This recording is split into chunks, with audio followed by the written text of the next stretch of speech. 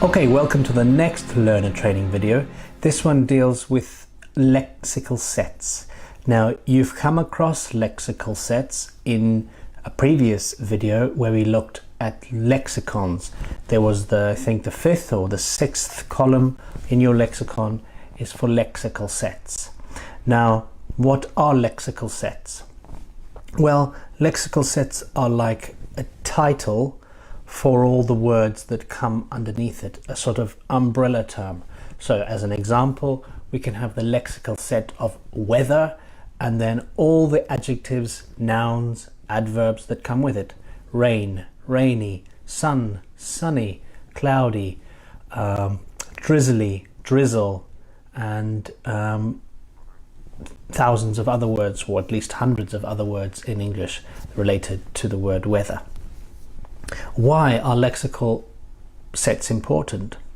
Well, because they reflect the way our brain is organized. Humans are very good at categorization or putting things in categories, and so when we come across a new word, what happens in our brain is that it gets categorized into a certain space. And the best thing to do to help us remember that word is to put it in that category for our brain and make it into a visual representation of where that word sits. So we're going to start off with, I'm going to show you where I would go to find good lexical sets, and then I'm going to show you some websites where you can make a visual representation of a lexical set for your brain to absorb.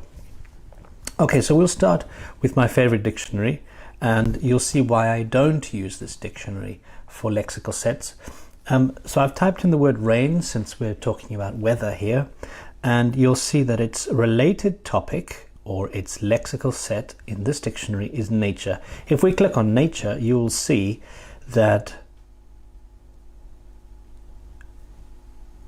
it is a huge category. Everything you can think of about nature goes here, and that includes, I assume, animals. I haven't seen anything, but that's also nature. So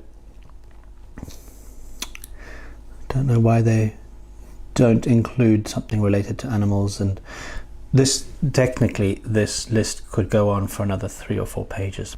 So it's another reason I don't use Longman for lexical sets. Let's have a look at the way Cambridge Dictionary does it.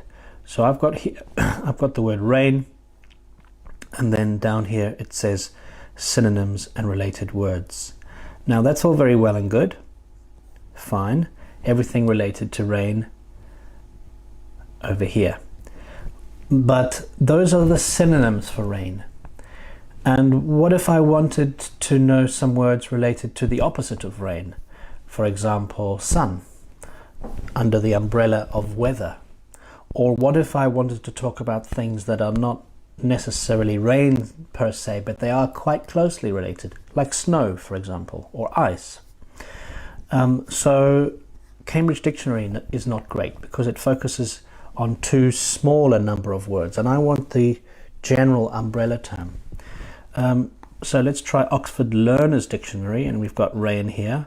And they use something called the word finder. So if we click on word finder, again you'll see it's focused too much just on the word rain, and I would like to something halfway between nature, which is very, very broad, and rain, which is very, very narrow. And so I find that the best balance between these two things is Macmillan Dictionary. And if you type in the word rain here, you will see that the lexical set is rain, snow, and sleet. Sleet, for those of you who don't know, it's a mixture of rain and snow. And here you'll see all these things: sleet, mixture of rain and snow. I was perfectly correct.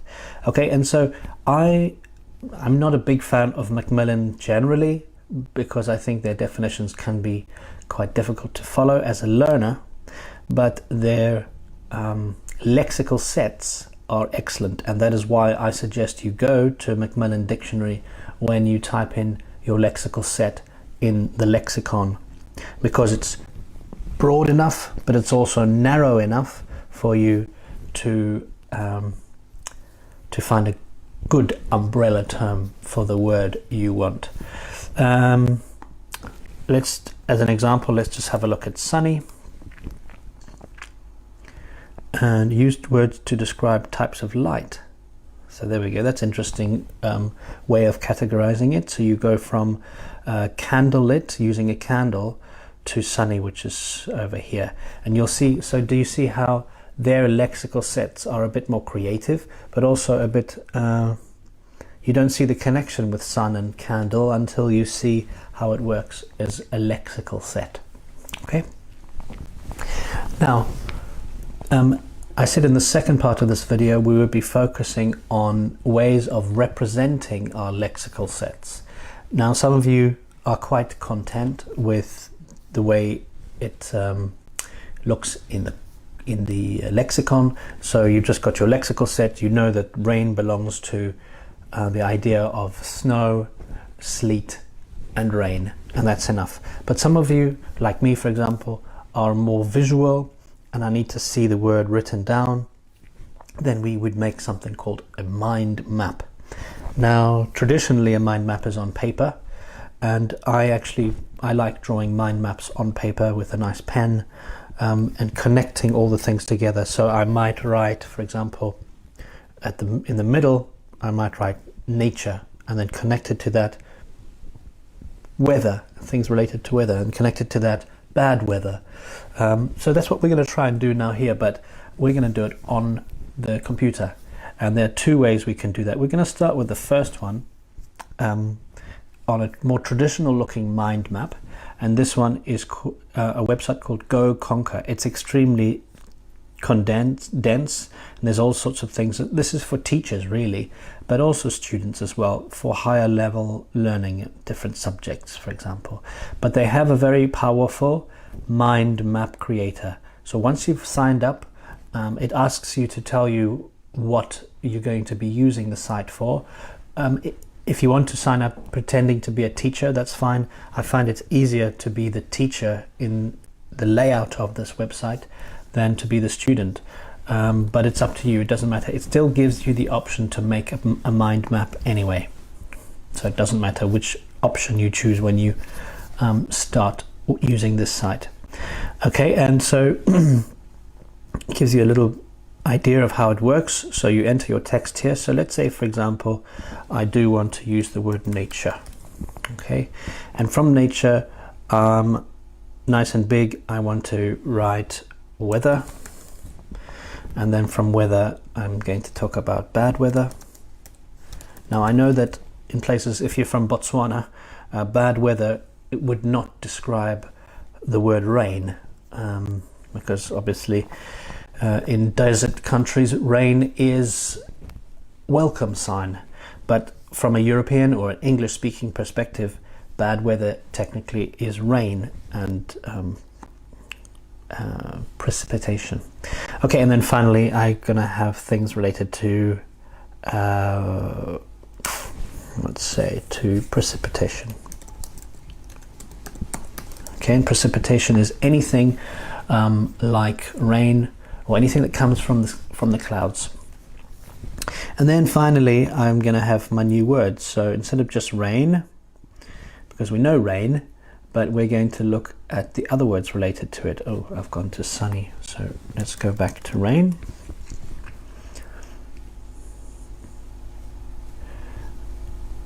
And we've got snow. I know what snow is, but I didn't know what sleet was.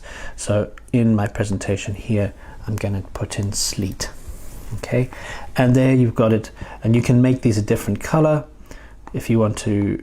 If bad weather is maybe a negative and good or positive things are in blue or green, you can make this bigger or smaller if you like, depending on how you want it to be arranged in your mind.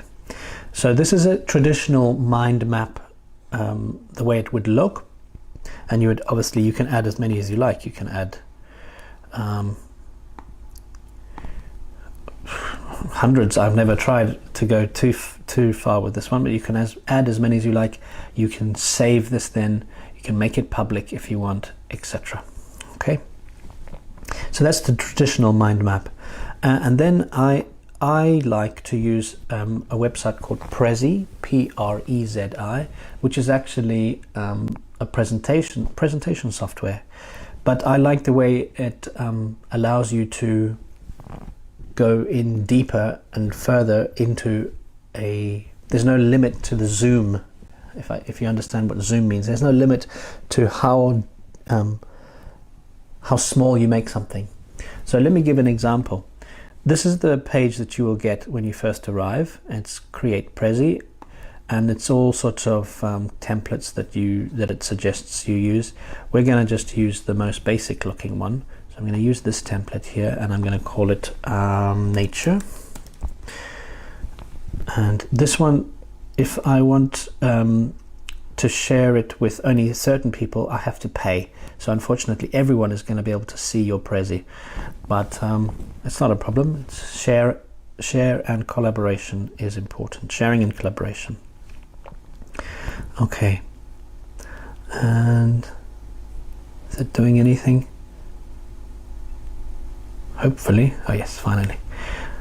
Now at the moment it gives you one topic with 2 slides, but I don't want to use the subtopic. I want to just dedicate everything to being on this one page here. So I'm going to delete that second subtopic, and I'm just going to focus on the topic. That's the overview of everything, but don't try to edit that. Go straight into the topic.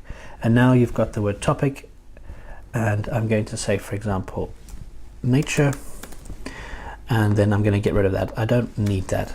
Okay, so everything related to nature is going to go into this circle, and I don't like the color gray, so I'm going to change it to a nice greenish bluish color. So nature, sort of blue mixed with green, water mixed with land. Okay, and then I'm going to make a new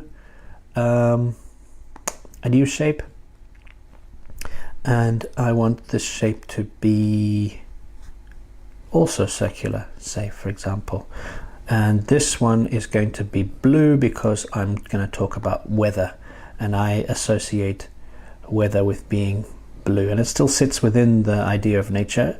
I know that weather is quite a big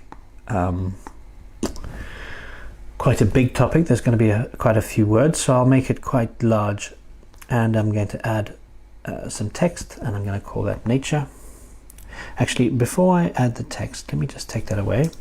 If I click on this, double click, sorry, on this, when I insert text, it places the text in a size that is a good representation for that the size of the blue. How can I say this? It's proportional, that's a better word. So the size of the text is proportional to the size of the shape I've just put, and you'll see why that's important later. So nature, I'm going to type in now weather. Okay, and now I want to talk about bad weather, so let's use that a brown colored or gray colored one here, and I'll change it a little bit darker gray, and I want to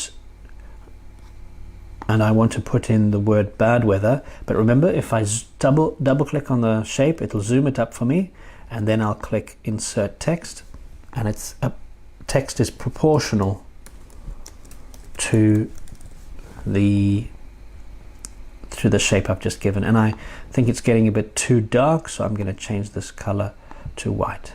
Okay, so now we've got bad weather, and I can put that in the center, and then bad weather, but how can I say this word? Bad weather but not dangerous. Okay, so I'm going to double click, and I'm going to insert text. What's a better word for not dangerous? I think there's a word on the tip of my tongue, and it is oh, I'm going to write the word down for you so that you know. So not dangerous. I don't want to use up your time. Okay, so not dangerous bad weather. So it's not a typhoon, it's not a hurricane, That's very bad weather, but it's weather that can make you a little bit depressed if it goes on for more than 3 days. Okay, so let's say that is what I've decided to do here, and also in white. And now I'm going to start adding some more text. So I'm going to insert text over here, and I'm going to put in all the words that I know, or the words that I'm studying relating to not dangerous. So we've got sleet, snow, what else? Drizzle. I don't like drizzle, it's very dull and boring. And let's do one more. Hail. Okay, oops, wrong one. And hail. Okay, so I've decided that that is the categorization that is good enough for me. And I can zoom out all the way out to see everything if I want. And now you can see you can hardly read those 4 words. But if I go to present, then I can oops, sorry. Then I can click on the different shapes, and the automatic zoom of this app will allow me to go in. So I can see nature, and I can add maybe all sorts of things. I can even add a little blue box here, or a red box here, or a red triangle here. I can completely fill up nature. It's not a problem, because there's no issue about the size that I can go to. I can go to even smaller than that. So let's click on weather. Okay, and we zoom into weather. Then I go to bad weather. Then I can go to dangerous. I can even zoom once more if I really want to see it. And then if I click, what do I do? Click back. Yes, if I press the back arrow, then I can go all the way back again. If I press the forward arrow, that just takes me to the overview. But I can even click directly to see the words that I want to use. Or I can click on the green and I can see the title. So this is obviously great for people who are on a desktop or a laptop or a PC, because it's much easier to do. I wouldn't obviously recommend trying to do this on a mobile phone, but for those of you who are happy to try and do that on a PC or on a Macintosh, then this is what I like to do, because I can see how things are organized, and then I can share this with other people over here, and they can all see the way you've categorized your lexical set.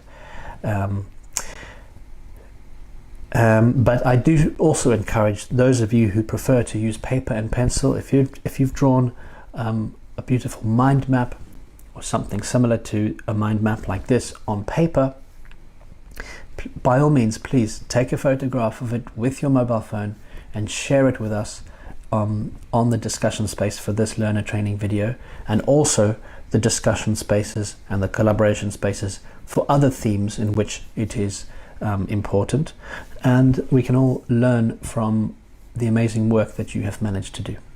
Okay, I hope that's useful for you, and I'll see you in the next section.